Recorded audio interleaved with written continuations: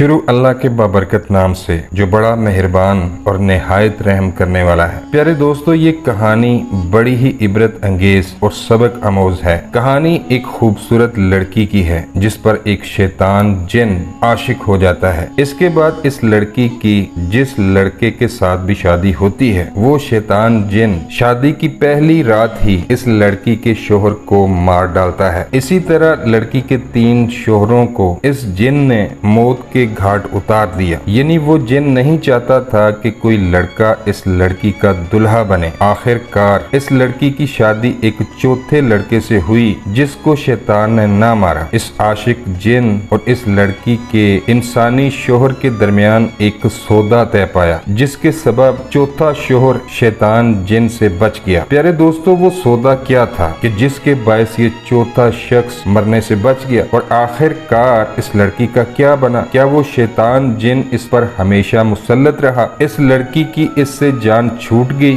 یہ سب عبرت انگیز اور سبق آموز باتیں جاننے کے لیے اس ویڈیو کو مکمل دیکھیے گا۔ کہانی کا باقاعدہ آغاز کرتے ہیں۔ معزز احباب گرامی، بیان کیا گیا ہے کہ خلیفہ ہارون الرشید نے ایک نصرانی کو 500 درہم کے مطالبے میں قید کا حکم دیا اور ایک سوار کو اس کے ہمراہ بھیجا۔ سوار نے دیکھا کہ راستے میں ایک شخص گھاس کا بوجھ اٹھائے جا رہا ہے۔ اس کا بوجھ ایک طرف جھکا ہوا تھا۔ یہ دیکھ کر سوار نے اس کو سیدھا کر دیا۔ اس کے بعد پھر وہ بوجھ دوسری جانب جھک گیا، جس کو دیکھ کر سوار نے لا حول ولا قوت الا باللہ پڑھا۔ نصرانی نے سوار کی زبان سے یہ کلمہ سن کر اس کلمے کی بڑی عظمت کی۔ یہ دیکھ کر سوار نے نصرانی سے کہا کہ جب تم اس کلمے کی اس قدر عظمت کرتے ہو اور اس کو اتنا بابرکت سمجھتے ہو تو اللہ تعالیٰ پر ایمان کیوں نہیں لاتے جس کے نام کی عظمت سے اس کلمے کو یہ برکت حاصل ہوئی ہے؟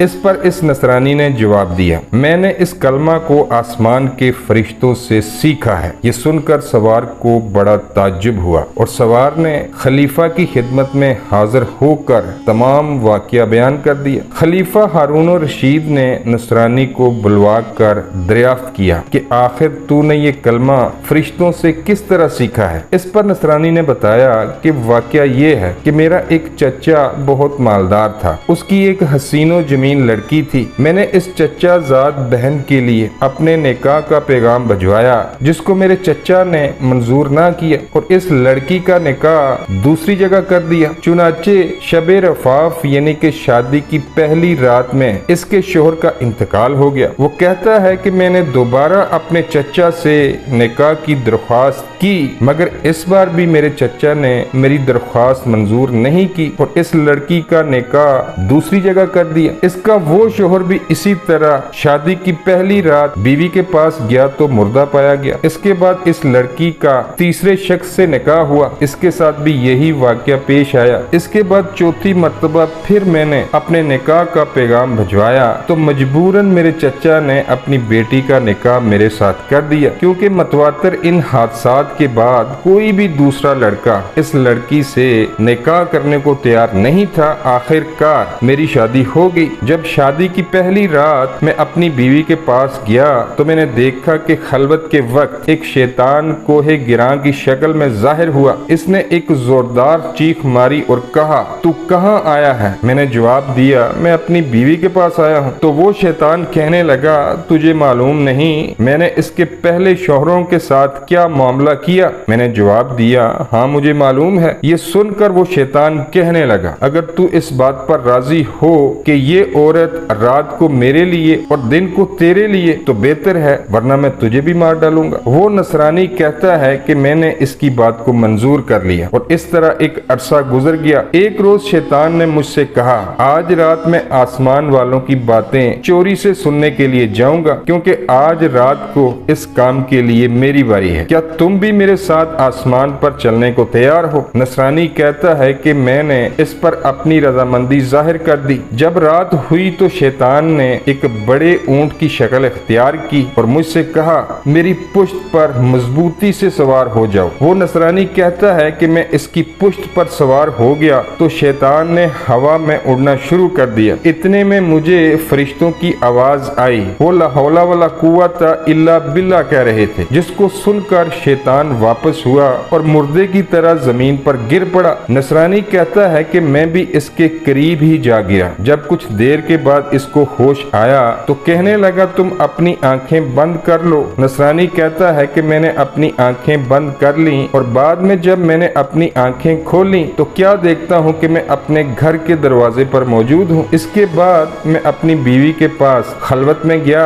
मैंने अपनी बीवी से कहा, इस मकान में जहाँ कोई सुराग हो या रोशन हो, इन सब को बंद कर दो। मेरी बीवी ने ऐसा ही किया। चुनाचे जब रात को शैतान घर में दाखिल हुआ तो मैंने दरवाजा बंद कर दिया और बाहर से दरवाजे की तरफ मुंह करके मैंने ला हौला वला कुव्वता इल्ला बिल्ला पढ़ना शुरू कर दिया, जो मैंने फरिश्तों से सुनकर याद कर लिया था। इतने में मैंने एक सख्त और जोरदार आवाज सुनी। फिर दूसरी और तीसरी मर्तबा मैंने ला हौला वला कुव्वता इल्ला बिल्ला पढ़ा तो इसके बाद मेरी बीवी ने मुझे पुकार कर कहा कि अंदर आ जाओ। जब मैं अंदर गया तो मेरी बीवी ने बयान किया कि जब तुमने पहली बार कलमा पढ़ा था तो शैतान ने यहाँ से भागने का रास्ता तलाश किया मगर इसे कोई रास्ता नहीं मिला। जब दूसरी मर्तबा तुमने यही कलमा पढ़ा तो आसमान से एक आग ने उतर कर शैतान को घेर लिया और जब तुमने तीसरी मर्तबा ये कलमा पढ़ा तो आग ने शैतान को जलाकर राख कर दिया और अल्लाह ताला ने हमें इस मालूम से